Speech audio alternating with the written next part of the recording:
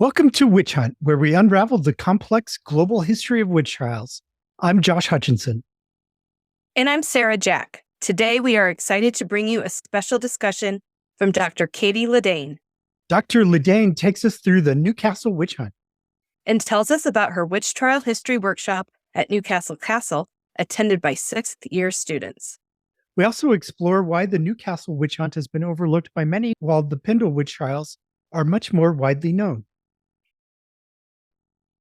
This conversation is so engaging, you may catch yourself trying to join in with us. And we don't mind if you do. Yay. Dr. Liddane's work highlights the large absence and sense of obscurity around neglected historical events like witch trials, especially when pitted against the more renowned historical events. Dr. Liddane emphasizes the importance of remembering our past and memorializing those accused of witchcraft. One of her outreach efforts has been to dress the part of a 17th century woman accused of witchcraft and lead castle tours. Be sure to check out her social media so you can see her in costume. It's awesome. It is. Welcome, Dr. Katie Liddane. Her expertise spans witchcraft history, folklore, historical fiction, and the intriguing realm of Gothic tourism. Her research and creative projects focus on 17th century Northeast English witchcraft, and she obtained a PhD from Northumbria University. Could you please introduce yourself and share with the listeners your background, expertise, and professional journey? I'm Katie Liddane. I recently graduated with my doctorate in December of last year in the history and heritage of witch hunting in the northeast of England. Witch persecution, I think, is in the title. I've been at Northumbria for all three of my degrees and was fortunate enough to get scholarships for both postgraduate degrees. And I guess in the more heritage side of my studies and my experience, I started an internship while I was awaiting the start of my PhD that showed me how heavily influenced by industrial heritage and the Northeast as a centre for working class communities and scientific innovation had really eclipsed a lot of the other historical events in Newcastle, including the witch trials, because the first time I'd heard of the Newcastle Witch Trials was through a local newspaper article that was from 2008, but had been republished in around 2016 or so. And it was a very brief article that did send me rolling my eyes a little bit, because the article was about the bones of those convicted of witchcraft being accidentally excavated. And the article described some of the archaeologists or workmen there getting a rash from the bones and describing it as a curse. Wow. So from there, I found that obviously quite problematic coverage. So I went and searched for more to find out more about the Newcastle witches, and then to understand how such a large absence and sense of obscurity had developed, especially in comparison with the Pendle witches that are much more famous in cultural memory. And I kind of had the idea and the curiosity, and then found an opportunity that would fit to allow me to explore it for so long and write about it. What a strange thing to put in a newspaper article, getting a rash from handling accused person's bones. And it's not even entirely clear that it was the bones of those convicted of witchcraft. It was just in the general area that we think that the convicted were buried. Yeah. And again, the article was around Halloween, so I think it was just a kind of spooky ending of the article. Oh, yeah. Yeah. There's always those Halloween articles every year. Yeah. And in terms of what I'd done before the PhD and before working at the North of England Institute for Mining and Mechanical Engineers, there's an abbreviation for a reason. I had done a Master's of Research in the heritage management and history of Crossbones Graveyard in Southwark in London. Have you heard of Crossbones before? No, haven't heard before. It's hailed as, I think, the first sex worker heritage site. And that's because Southwark had a long history as an area for licensed sex work in the medieval period. And Crossbones was a pauper's graveyard for centuries. So the kind of two histories had become conflated. And again, it was through the discovery of bones that interest in the site was reignited. I think it was during an expansion of the tube in the 1990s that they discovered a pauper's graveyard. And so that kind of that masters gave me my foundation to explore the history of the site and the people associated with it, but also how that history morphs through heritage attractions and fiction and public history. So I can see quite a clear link between the two subjects, even though they're like quite different areas of history. Yeah. Is there any links there that you want to talk about? I guess just a shared background of subjects that are usually considered women's history or gendered history, sex work and witchcraft, and the histories, heritage attractions and businesses sometimes built around the memorialization or lack thereof of marginalized people. But at that time, I'd like to say it was part of a grand scheme, but at that time I'd lived in Newcastle for at least 3 years and hadn't heard of the Newcastle Witches before. And a lot of people still haven't. So it's been very recently that people are starting to become aware that Newcastle had witch trials. Some people in the town don't even know that Newcastle has a castle. It's something that I've learned from working at Newcastle Castle.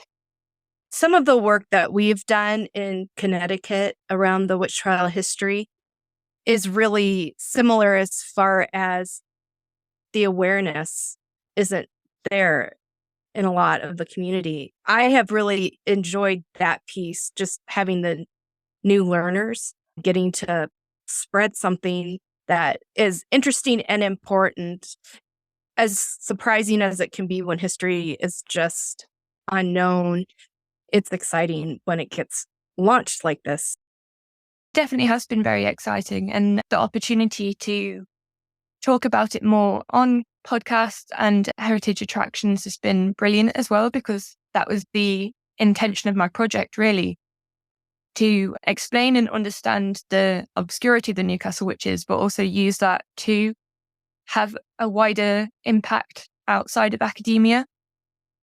Because I don't think many people are going to read an 80,000 word academic thesis on the role of deindustrialization in the legacy of the Newcastle Witch Trials.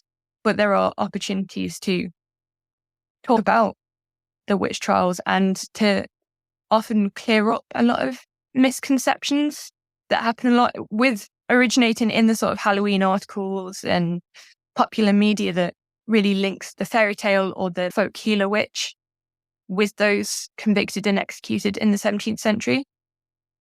And I think Newcastle has been especially impacted by what I term in my thesis, but I don't think I coined the term witch kitsch, in the intervening centuries almost between the trials and their resurgence. Strangely, post 2008, 2008 seems to be a watershed moment for the afterlife of the Newcastle Witches. There has been mounds and mounds of witchcraft media that has been drawn upon to a greater extent than the few sources we have of the Newcastle Witches. Why do you think that is since 2008? Why has that changed? 2008 was the year of the article about the bones. And it was during renovation work of St. Andrew's Churchyard that what may have been the bones of the convicted were unearthed. But that was also the year that Walking with Witches, which is a children's novel by Lynn Huggins Cooper, based on the Newcastle Witches, was released. And then when you go slightly further back, I have family history journals that do include excerpts from the burial register with the title, "Was Your Ancestress a Witch?" Then we get small articles in magazines in the 1970s and things like that. But I think post sort of 2008 is the time where you see the solidification of the Northeast as a post-industrial region, and there's been a greater exploration of parts of the region's history beyond heavy industry. And it's enabled people to tap into wider witch kitsch with the regional example. That was already quite a mouthful, but there's like an 80,000 word explanation that starts literally with the witch trials, and then you see a snowballing effect of obscurity and then a kind of redevelopment of interest. I've not been able to pin down why specifically 2008, but you can tie it into wider witch literature, occult revivals, interest in the supernatural. And I guess there may have been examples of people finding out about the Newcastle witches in the same way that I have. And then they've gone through and mined the few resources that there are out there. And we're starting to see more representation. I was just thinking, my journey has not led me to a new degree yet, but I was trying to mine resources about my ancestor who was on trial for witchcraft in the 17th century in Connecticut. And I didn't realize I needed to stick my nose in the academic writings because I wasn't reading academic writings at that point. I was online looking for people talking about it, newspaper articles, that kind of thing. And it was really similar, the type of witch kitsch that we would find, that I would find, or just lack other people saying, I don't know what's out there and can there be a memorial? And so it's interesting how these histories that do come back alive, the voices start to be heard. It's because there's inquiry and there's a vacuum there. Definitely. And I think with a more obscure case like Newcastle, I think it's quite important that vacuum is filled in a way, in a collaboration between historians and heritage professionals, because there is that danger of this rediscovery stopping with the witch kitsch. And I think especially in a situation such as Newcastle's, where there is this kind of more grassroots re-engagement with the city's witch hunting past, there is that danger that the information or lack thereof that we have about the Newcastle witches becomes supplemented, and our understanding of the Newcastle witches is that of the hag stereotype or the almost fictional caricature, and that these efforts and these interests don't materialize into memorialization and recognition of victimhood. Now, one way that you've worked on getting more recognition is through workshops you conducted. What can you tell us about those? I wrote a bespoke workshop at the time for a primary school in the west end of Newcastle called Bridgewater. And the workshop is called Familiars and Fear. And it was written because the children in year 6, so that's around 11 years old, were reading Walking with Witches for their literacy class. And the novel touches on a lot of locations in Newcastle, like Newcastle Castle and the Liddane Phil, which is the Literary and Philosophical Society. And the teachers wanted to have a school trip to actually visit these locations. And luckily at the time I was at placement at Newcastle Castle as part of my PhD studies. So I was able to write the workshop that tied in with what they're reading at school, but also the wider witchcraft history in the region. And 11 years old is quite young to explain some of these issues. So it requires a bit of simplification and talking about suspicion and rumor and issues like that, but also bringing in issues of gender and class. And we also have a game towards the end where one of the children plays a witchfinder, and it's quite similar to Wink Murder. I don't know if you're familiar with that. I believe I am. Is that a group game and you don't want to get winked at because then you're dead? Essentially, yeah. And one of the children or one of the people playing the game is chosen to be a detective and to work out who is committing the murders. But this time we have someone chosen to be a witch finder, and the child is taken out of the room and told essentially the witch finder was given the equivalent of £106 in today's money per witch that he would find guilty. And do you not think that might influence your decision a little bit? Mhm. And the children in the main room are given cards that they are told will say whether they are a villager or a witch. And in reality, none of the cards say that the children say that anyone is a witch. Mm. And the kind of game escalates as the children start to accuse each other. The witchfinder decides if he's going to send them to trial, essentially. And then at the end, we explain to the children that none of them were witches. And it's a really good opportunity to see the shock on their faces, but also to talk about how easily they started accusing one another. So I think it's a really good way to make the session interactive, but also through that and through a more tangible and active lesson, get them the core messages across about what we can learn from witch hunting. The prickers and the finders were a strong part of the Newcastle witch trial history. Yes. So how the witch trials originated in Newcastle was through a petition that was submitted in March of 1649 for a witchfinder to be invited to the town. And unfortunately, the petition doesn't survive. But we get the sense that the witchfinder was chosen by name. He was a Scottish professional witch pricker, and unfortunately, we don't know his name today. But he had a reputation that crossed the border into Newcastle. And when he arrived into the town, 30 people, which would have been around 1% of the town's population, were brought forward to be tried by him. And he boasted that he could tell if someone was a witch by their looks alone. But his method in court as a sort of preliminary trial method was pricking with a bodkin, which was a long medicinal pin. And he would prick the devil's marks that he found on the accused.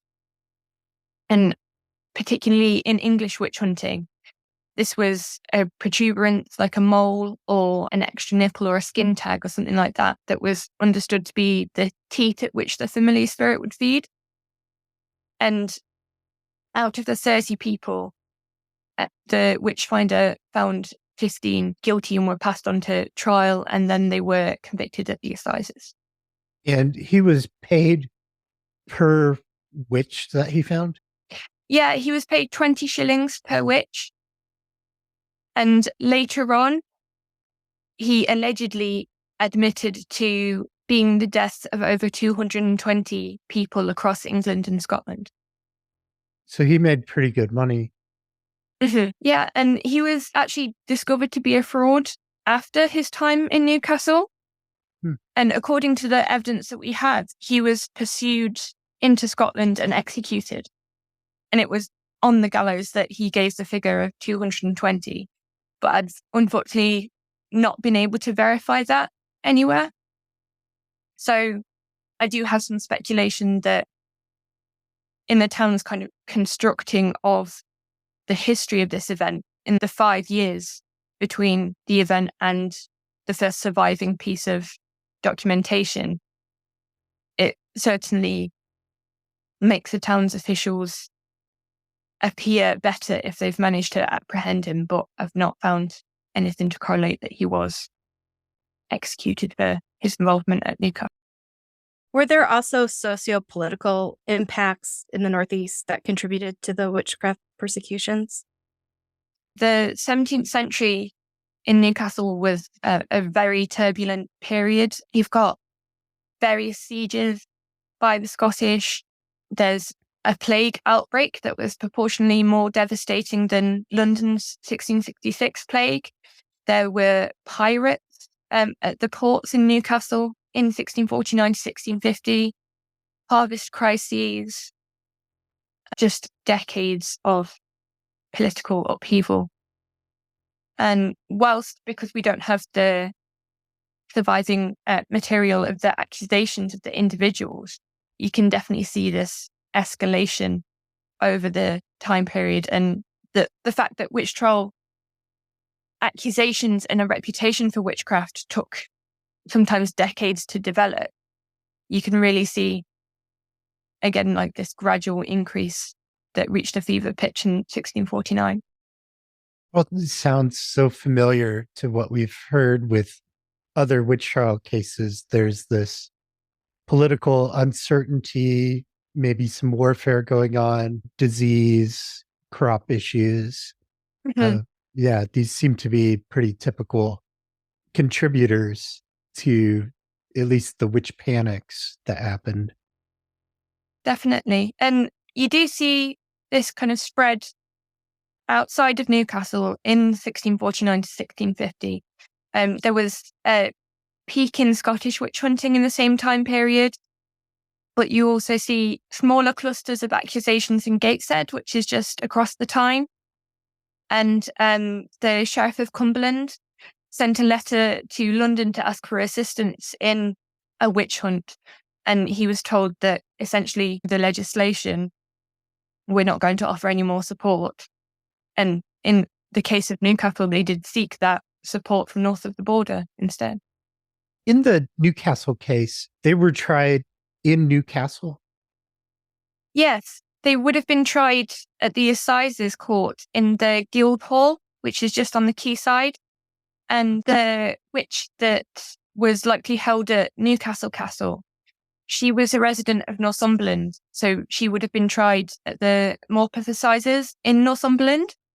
But because at the time she was in a different jurisdiction, she would have been held at Newcastle Castle because that was acting as the jail for the county of Northumberland. But she was executed alongside the Newcastle Witches King. How many executions occurred? So there were 14 from the Newcastle Witch Trials, 13 women and 1 man. And then Jane Martin was the witch who was accused in Northumberland and convicted alongside the Newcastle witches. But also on the same day, 9 moss troopers were executed. Moss troopers are a local name for cattle rustlers and border thieves. They would essentially use the difference in legislation and jurisdiction to hop across the border whenever they'd committed a crime. The large number of executions taking place on the same day would have been a huge spectacle for people in the region and reinforced the idea of the maintenance of law and order and show some stability in a bizarre way during this period. The number of executions was so large that a special gallows was built. We have record of the construction of an extra large gallows. And this was what made it more surprising to me that the Newcastle witches had been so little known for so long, was that their hanging was the largest hanging for witchcraft in English history. There's a group of 18 witches that were executed in Chelmsford in East Anglia under Matthew Hopkins, but they were executed in different locations and at different dates. So at the start of my studies, it seemed even more strange that the Newcastle Witch Trials have faded into obscurity. Yeah, that really stands out differently. With Salem, we had 19 hanged, but there were several different dates. Yeah, and I think similarly with Salem, because in exploring this absence throughout my thesis, I wanted to do a lot of comparison to sites that do engage with their witchcraft history, for better or for worse, in different times throughout history.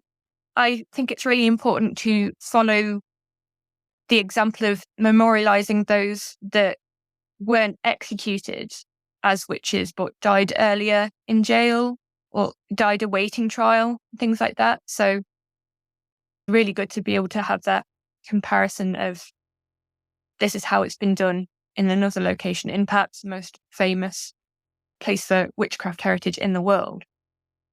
So this is how Newcastle can learn from that and build upon that. What can you tell us about the memorial effort? We're in the early stages at the moment. It's a project at the moment between myself, the learning team at Newcastle Castle, and Newcastle's Council, the Heritage and Conservation Department. We're working on contacting people that we think would be interested, stakeholders, organisations that I've worked with before. And as part of that, I'm quite keen to reach out to other heritage sites in the UK and elsewhere that have witchcraft memorials, and to discuss the stories of how they came about there and really learn from how other sites have engaged with their witch hunting past. Not just to, as I was in my thesis, to look at why Newcastle perhaps hasn't yet, but to turn that into an action. We'll look at involving local artists. We've got Bridgewater Primary, the school that I mentioned earlier, involved as well. They did a writing exercise for one of their classes to write a letter requesting a memorial to their local MP. So we are trying to build a communal engagement rather than a sort of top-down memorial that someone will read about in the newspaper, like I did the bone discovery. Yes, Sarah and I are involved in an effort to get a memorial for the witch trial victims in Connecticut. So we're at a similar early stage, building the community and starting to conceptualize what it might look like. Yeah, we're also hoping, we're in the sort of blue sky thinking, shoot for the stars phase at the moment, but we'd love to do a community event each year as well on the anniversary of the executions. So to keep the memorialization process and recognition alive, again, rather than just placing a memorial and that being the end of it.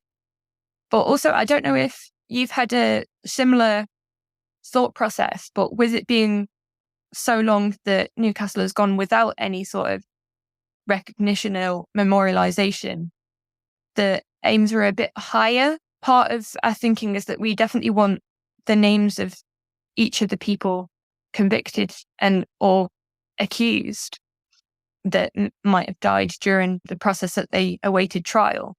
But a small plaque doesn't seem enough after so long. Envisioning what the design looks like is definitely being influenced, on my part anyway, by the amount of time that there's been nothing. Yeah, I'd say shoot for the stars, definitely. I think looking at the centenaries of other witch hunts and the events around that has been really important in both my research process and in starting to put proposals together for the memorial as well.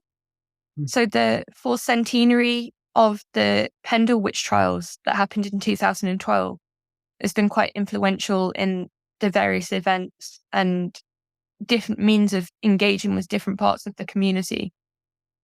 In looking at Salem as well, when I visited Lancaster, it was quite interesting to see the coexistence of serious memorialization, such as the tercet weight markers that were put on the Pendle Witch Trail in 2012, in contrast to the local bus companies having a lady with a pointed hat and a broomstick on the side of their buses. So there's a really interesting mingling of what the early modern witch means to people and the different ways that regions with a strong witch hunting past engage with that. That sounds a lot like Salem. The city emblem is the witch on the broomstick with the pointy hat.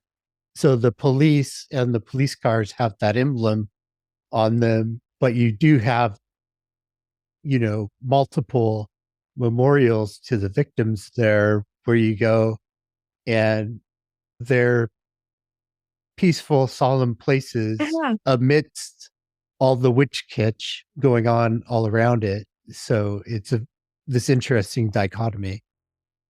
It's really interesting. And I'd say, apart from sites like Newcastle Castle and the brief discussion of the trials at the Discovery Museum in the city, Newcastle's engagement is just the witch kitsch elements elsewhere. So there are various ghost tours and there's an escape room that do talk about the Newcastle witches, but it is very much in the pointed hat broomstick way. Yeah, I've seen some local community events that embrace the history of a single witch trial victim from their town. And there's a lot of lore that has grown and then been embraced for communities. And then there's these fresher efforts of bringing their humanity to the forefront, but they're just, the lore is just envelopes that woman. And so I'm learning that they're forever intertwined, but the life can be spoken about more, and her humanity and the dignity has to be a constant part of the conversation to grow that piece of her story.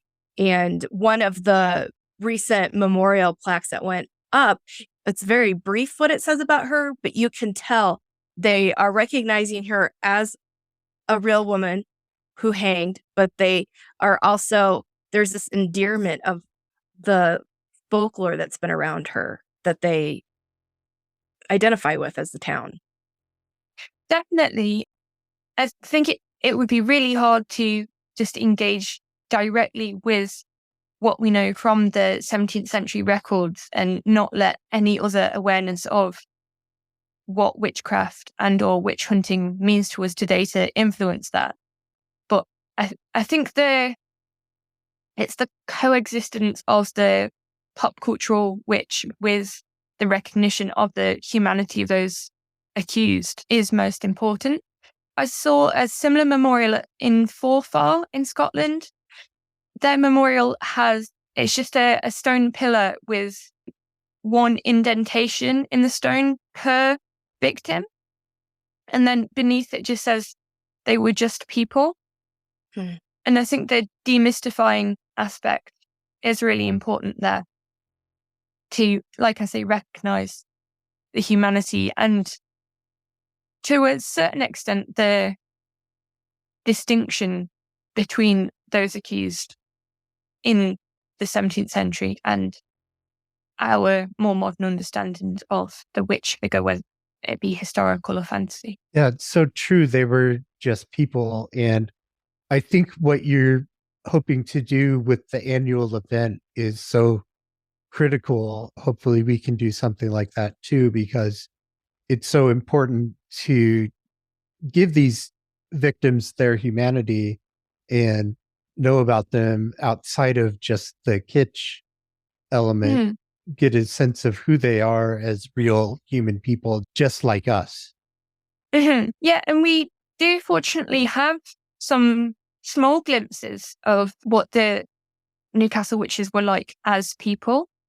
So Matthew Bulmer, the only male defendant, we know that he was a smith of some form, and he appears in the quarter session records in the years leading up to the Newcastle Witch Trials in petty disputes with his neighbours. We don't have much detail about much detail of what they were about because the clerk didn't seem too interested by it, so he didn't write much down, unfortunately. Men implicated in English witch trials are related to or married to female defendants, but we can't find that connection there with Matthew.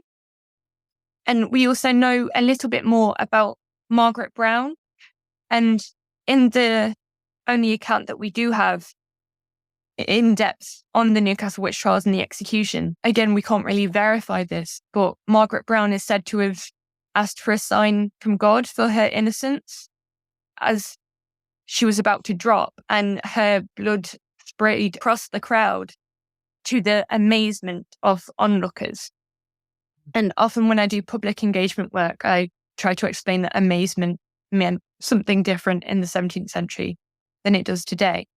But Margaret Brown has a further connection in that one of the witnesses that gave their testimony to support this account of the witch hunt was her friend Eleanor Loomisdale. And Eleanor spent a year in jail for trying to deter people from giving evidence against Margaret and the co-accused. So we can see evidence of opposition to the witch hunting at the time, and Eleanor getting in contact with the writer of the account years later to give her version of events. Wow. And those that were executed, were they identified early on? How I know we have the length of the event, but I wondered how quickly some of these people went from not being accused to finding themselves convicted. From the glimpses that we can get from the brief discussion of the Newcastle Witch Hunt in a kind of full-length book that is actually about Ralph Gardner's grievances with Newcastle's council, about 4 pages of the large book are about the witch hunt. And this is essentially, apart from the burial register and financial records for how much it cost to jail the witches while they awaited trial, this 4-page account is all we have. And in Gardner's version of events, there was bubbling unrest and informal accusations being made that caused the petition to be submitted. And the petition was submitted in March of 1649, as I said, but the Witchfinder wasn't sought until 1650.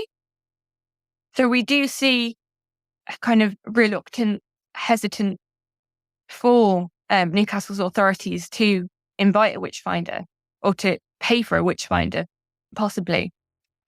There is a suggestion that there was a sense of informal suspicion and reputation for those that were brought forward. But when the Witchfinder did arrive, a bellman was sent out into the town to encourage accusations to be formalised. But I highly doubt that those accusations were generated when the Witchfinder was riding through. I think it will have been years in the making for a lot of the people accused. Why do you think that it is that we only have that one 4-page account? The survival of the Assizes records is very scarce for Newcastle in that time period. It's hard to trace when they disappear, but they were already gone by the 19th century when criminal histories and folklore collections were beginning to be compiled of the region. In terms of why there were few accounts aside from that, I think it was probably the exposure of the Witchfinder as a fraud that meant that we don't see the same sort of pamphlets that were produced about Lancaster and the Pendle Witch Trials and things like that, because in the sense of constructing a narrative about a successful witch hunt and a kind of defeat of evil and the defeat of the devil's agents on earth that witches were understood to be, the exposure of the Witchfinder as a fraud kind of undermined a lot of that. It would have been quite severe that the town's authorities had been taken in by a charlatan. So you can see the sense of why they wouldn't have been happy with the trial being discussed. And we do have evidence of that with the 4-page account, actually, because the 300-page book that it's contained within was actively suppressed by Newcastle's authorities. So we see a kind of censorship of the trial being committed to print, whether it's contained within Ralph Gardner's text against the town's authorities as a whole, or whether it's specifically about the witch trial. In the same year, a pamphlet called Wonderful News from the North. Again, that's a term that I have to explain how language evolves over time. It wasn't considered wonderful news at the time in the way that we would talk about it now. But Wonderful News from the North details Jane Martin's accusations, and Jane was the witch held at Newcastle Castle. The writer of that pamphlet chose to have it printed in London, even though there was a printer working in Newcastle at the time. Just the brief detail like that gives us a sense that there was an attempt to spread this news outside the immediate area, or perhaps a reluctance from Newcastle's printer to discuss witch hunting so close to the executions and the exposure of the fraud. Interesting. Is there a victim's story that you'd be interested in telling us? In the case of the core Newcastle Witch Trials, we have very, very little information. But I think Jane Martin's story would probably be quite interesting to go into. Like the Newcastle witches, Jane never made a confession, but her sister did on her behalf, Margaret White. And Jane and Margaret became involved with the story presented in Wonderful News because they were named by a cunning man named John Hutton, who was himself being accused of possessing a 9 to 11-year-old child called Margaret Moore. Yeah, Margaret Mouchamp. Her mother was Mary Moore, sorry. And as I say, Jane didn't confess, but Margaret White, on her behalf, said that she had entertained the devil and that he knew her so well that he nicknamed her Bessie, and that she had a black greyhound familiar. And the pamphlet itself was constructed over about 4 to 5 years and released to coincide with the Newcastle Witch Trials, quite interestingly. There's quite a long list of Jane's alleged crimes. She was accused of using telekinesis to launch a kiln of oats at a man's head and to kill him. John Hutton, as I say, was accused of shape-shifting into the form of a dragon, a bear, a horse, and a cow, of causing shipwrecks. And again, to go back to Jane, she was also accused of causing a man to have a sore leg. So going from like shape-shifting into a dragon and causing shipwrecks to a sore leg, we see quite a breadth of accusations and forms of magic being used at the time.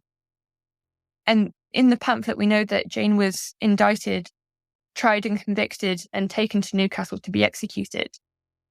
But she seems to have been, in a bizarre way, collateral damage of sorts, because the mother, Mary Moore, who wrote the pamphlet, was pursuing Dorothy Swinnow, who is a wealthy widow of a colonel. And we know that she fled to Berwick, and the officials at Berwick wouldn't send back down to Chatham for a trial. But because Jane was only the wife of a miller, she gets swept up, and because a conviction can be put through with Jane, we see her executed. And I think her tie to Newcastle Castle and the fact that we do know so much more about Jane is why she was chosen to be a castle character. And the design of the castle character that I did in collaboration with the master students at Newcastle came after the original Familiars and Fear workshop. But it's been really good to be able to merge those two parts of interpretation together. And the kids engage really well seeing the 17th century costume. And again, with the understanding that these were real people rather than fairy tale villains. So I think that's been a really helpful method of interpretation. Is Jane who you portrayed in the costume last year? Yeah, the castle characters are the illustrations that are commissioned. So there is an illustration of Jane too, but the castle commissioned the costume to be made by a woman known as the Rogue Needlewoman that does a lot of the costumes for the castle and for local reenactment societies. But Jane Martin is the character that I was dressed as last year. Yeah. Yeah, we love seeing people in period costume presenting the information. Yeah. It really caught my eye too, because it was children's education. I think it's a really important opportunity as well. And to have such an interactive session where the children can directly ask me questions and I can directly answer them rather than just having these methods of interpretation be released out there. And if people have questions, it's much harder to ask those and to research to a certain extent, because a lot of people, especially teachers in school, aren't necessarily going to go to academic theses. but to have the opportunity to speak directly to people has been brilliant. The teachers are sometimes a bit reluctant to let the children ask me questions because they prefer the classroom environment of putting their hand up, or they don't want the children to bother me sometimes. But I think it's brilliant. Like, I like to wait around at the end of the sessions and have children come and ask me, but if witches weren't real, then why were people still saying that there were witches? Why did this happen? And I think that one-on-one engagement is really important as well.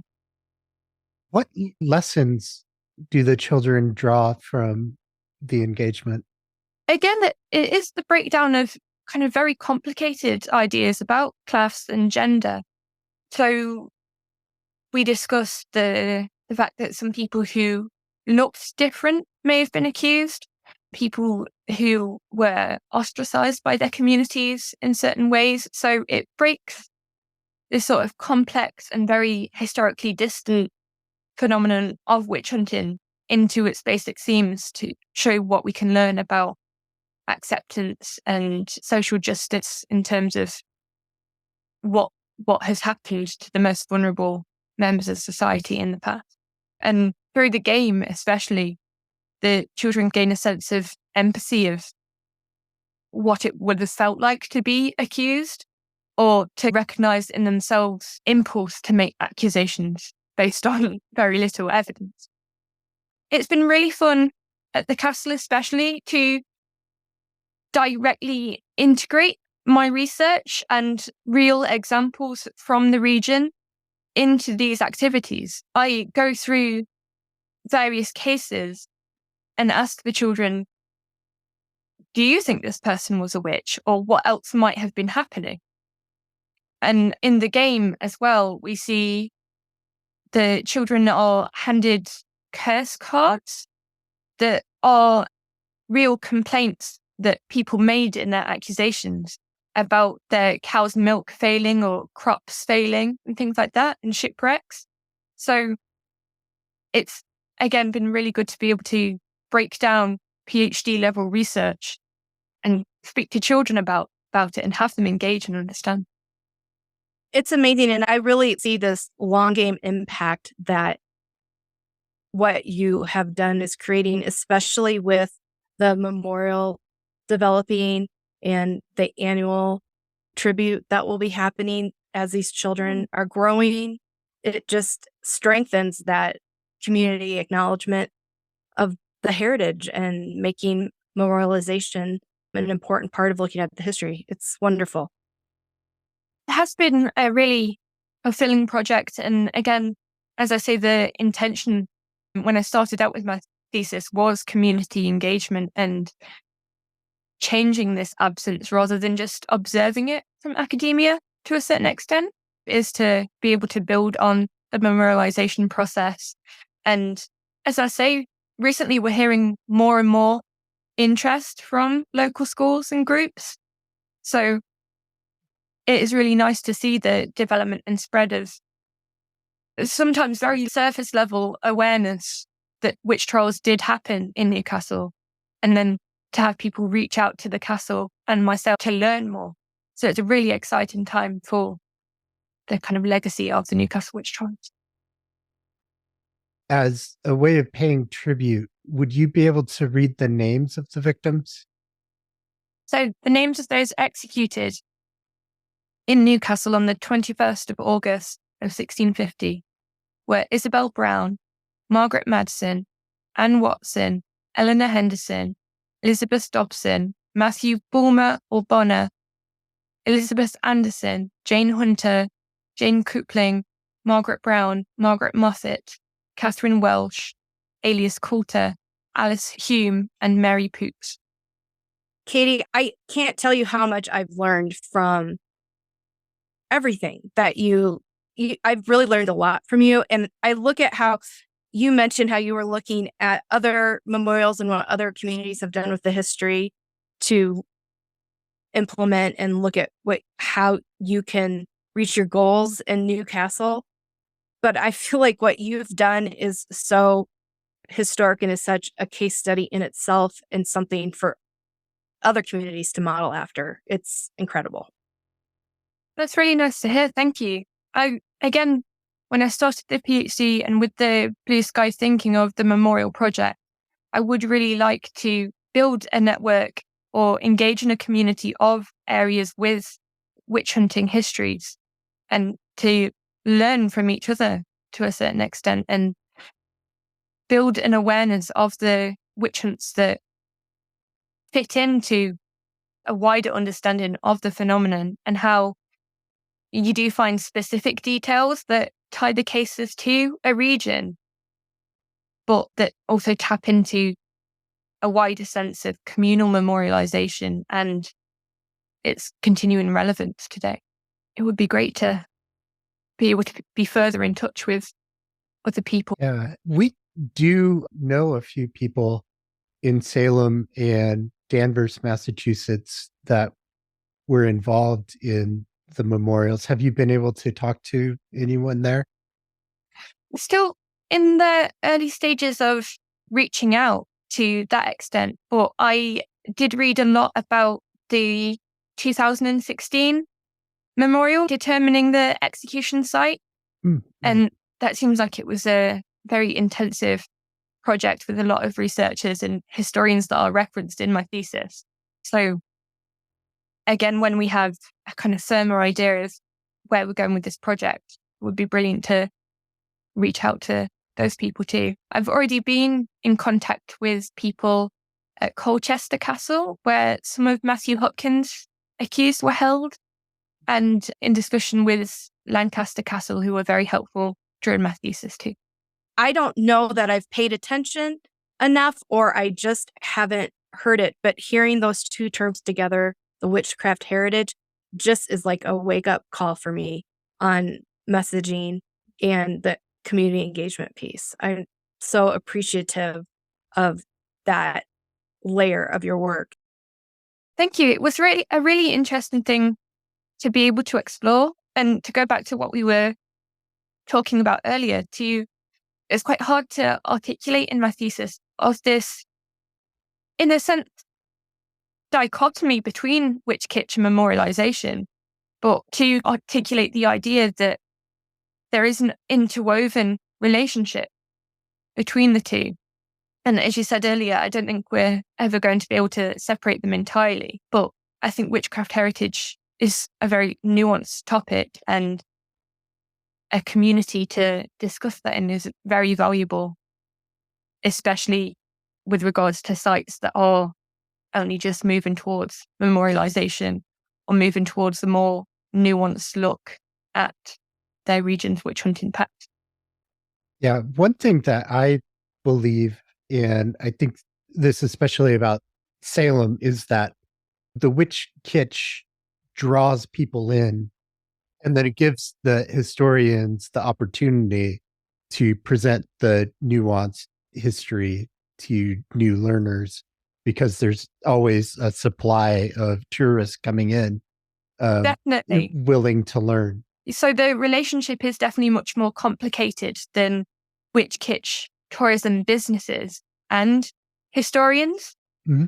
And so far as we can know about what happened in places like Salem and Lancaster and Pendle, the detailed documented evidence that we do have to engage with witch kit in order so that that message to be heard in a way. So a lot of the way that people do learn about Newcastle Witch Trials in the first instance is through ghost tours, the escape room, and the article. But the important part is when they want to find out more, where historians and heritage professionals can step in. So I definitely agree with the witch kitsch being a huge draw at Salem, but the interpretation definitely doesn't stop there. I've just had this realization with Connecticut. One of the questions that we keep having to answer is, how can we move forward with highlighting the history and memorials without the sensationalizing happening? Of course, I'm also seeing this lore that is important to the local culture, but I know that the answer is we embrace and develop the heritage, just like we do the other heritage of the history. And we haven't been highlighting that in an articulated way. And I think that can be an answer for that question. I'm gathering some support from stakeholders there.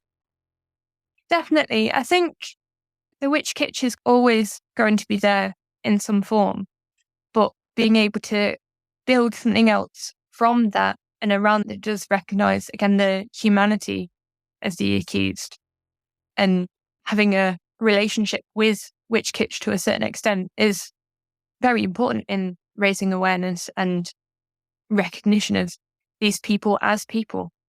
I had a particularly frustrating time in trying to track down one of the strangest misconceptions about the Newcastle witches. And it was that Matthew Bulmer, the only male defendant, transformed into a black cat and led a load of children to fall down a well in Winlaton or Winlaton, a village in Gateshead. And I haven't been able to substantiate that at all. But the black cat figure is so prominent within witchcraft history that I can, not academically, but I can speculate as to where that came from. But I spent a lot of time emailing the different places that it pops up, and they all assumed that they'd picked it up from the other person.